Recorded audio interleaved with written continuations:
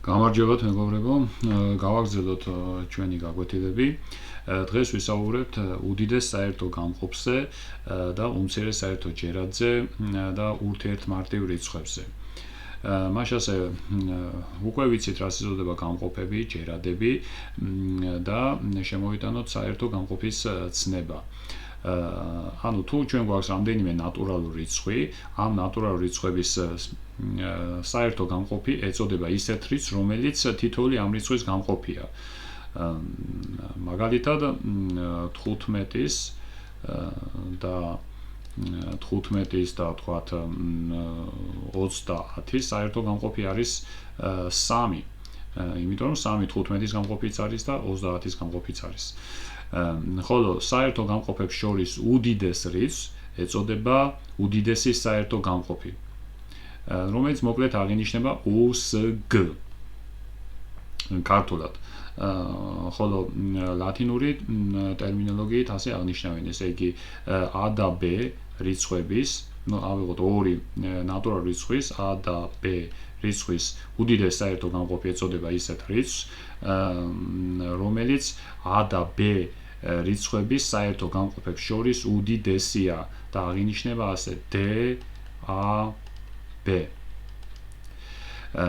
მაგალითად 15-ის და 30-ის საერთო გამყოფებს შორის უდიდესი იქნება 5, იმიტომ რომ 5-ზე დიდი საერთო გამყოფი მათ არ ექნებათ.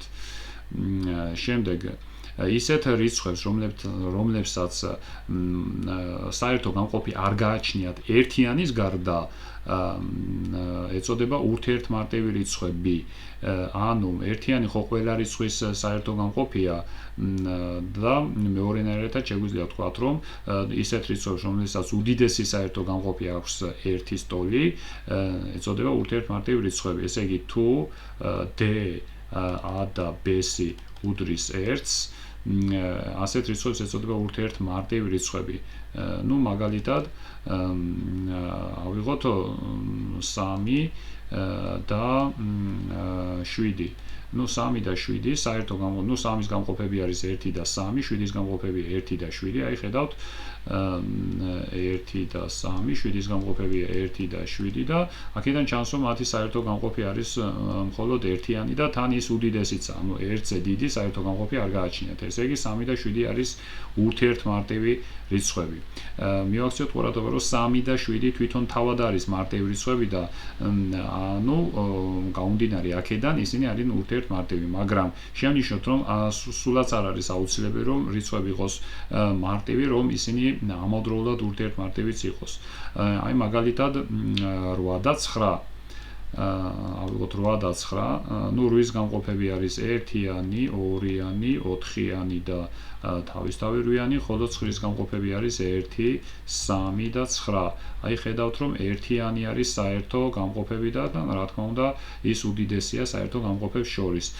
ესე იგი, ამ რიცხვების უდიდესი საერთო გამყოფიც 1-ის ტოლია და მასადამე 8 და 9 არის ურთიერთმარტივი რიცხვები. თან შევნიშნოთ, რომ 8 შედგენილია, 9 შედგენილია, ანუ არც ერთი არ არის მარტივი, მაგრამ ურთიერთმარტივი კი არის. აი ახლა შემოვიტანოთ უმცირეს საერთო ჯერადის ცნება. ანუ ანალოგიურად საერთო ჯერადი ეწოდება ისეთ რიცხვს, რომელიც მოცემული რიცხვებიდან თითოეულის ჯერადია. ხოლო ამ საერთო ჯერადებს შორის უმცირეს რიცხვს ეწოდება უმცირეს საერთო ჯერადი და აღინიშნება USG. ქართული ტერმინოლოგიით შემოკლებულად რომ დავწეროთ. ხოლო აი ესე USG მაგალითად უმცირეს საერთო ჯერადი, ან თუ მაგალითად ავიღებთ USG 8-ის და 10-ის, უმცირეს საერთო ჯერადი 8-ის და 10-ის არის ისეთი რიცხვი, რომელიც საერთო ჯერადებს შორის უმცირესია და ასეთი არის 40. საერთო ჯერადები მათ ბევრი აქვს, 40-ის გარდა არის 80-იც, 120 და ასე შემდეგ, მაგრამ საერთო ჯერადებს შორის უმცირესი არის 40, ხოლო ლათინური ტერმინოლოგიით ის აღინიშნება ასე, ესე იგი K დიდი 100, 8-10-ის ეს არის 40. ეხლა ესეთი მე მოგიყვანეთ ესეთი მარტივი შედარებით მარტივი მაგალითები, რომ ზეპირად ვიპოვოთ უდიდეს საერთო გამყოფი და უმცირეს საერთო ჯერადი, მაგრამ რა ვქნათ იმ შემთხვევაში თუ შედარებით რთულია, ანუ ზეპირად ვერ ვაკეთებთ უდიდეს საერთო გამყოფის და უმცირეს საერთო ჯერადის პოვნას. ამისათვის მათემატიკაში მიღებული არის ამ რიცხვების დაშლა მარტივ მომრავლებად. აი მაგალითად ავიღოთ აი 20-ის და 36-ის უდიდეს საერთო გამყოფი. დავწეროთ ეხლა თქვათ, გვინდა ვიპოვოთ D 20-ის და 36-ის. ნუ აქ დავტოვებ ადგილს და ნახოთ რა გამოვა. ამისათვის დავშალოთ 20 მარტივ მომრავლებად, აი ამ წესით 20 გავყოთ 2-ზე მარტივ რიცხვზე, ეს არის 10, 2, შემდეგ 5-ს მივიღებთ, 5 უკვე 5-ზე იყოფა და 1. ეხლა 36 დავშალოთ მარტივ მომრავლებად, 2, 18, 2-ზე იყოფა, 9, 3-ზე იყოფა უკვე, 3, ისევ 3-ზე იყოფა და 1. მასშტაბად მივიღეთ ორივე რიცხვის მარტივ მომრავლება დაშლა და ეხლა ნახეთ, როგორც ტერმინი გვეუბნება, საერთო უდიდესი საერთო გამყოფი უნდა მოძებნოთ, ხო? ანუ ამოვარჩიოთ საერთო გამყოფები, ნახეთ, ორიანი არის საერთო, ესე იგი 2, შემდეგ მეორე ორიანიც საერთოა, ანუ გავამრავლოთ კიდე 2-ზე, აი 5-იანი უკვე საერთო მარტივი არ აქვს, 3-იანი საერთო არ აქვს და მასშტაბად გამოგვივიდა მხოლოდ 2-ჯერ 2 არის 4. ანუ უდიდესი საერთო გამყოფი 20-ის და 36-ის ყოფილა 4-ის ტოლი.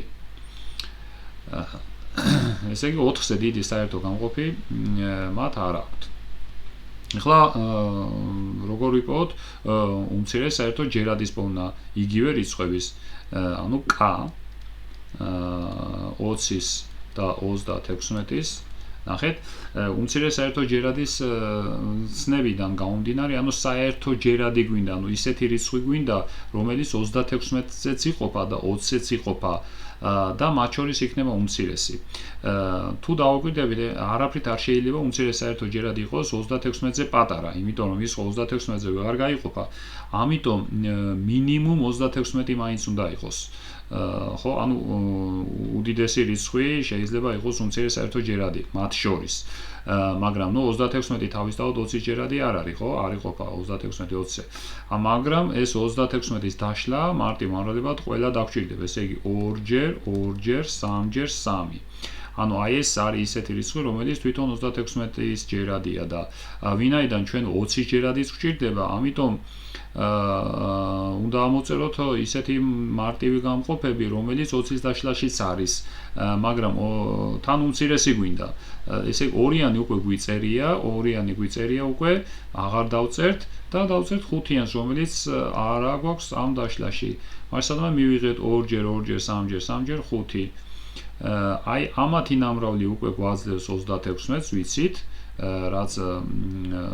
რადგანაც დაშლაში 36-ის დაშლა არის თვითონ 2-ჯერ, 2-ჯერ, 3-ჯერ 3, გავამრავლოთ 5-ზე, მივიღებთ 180.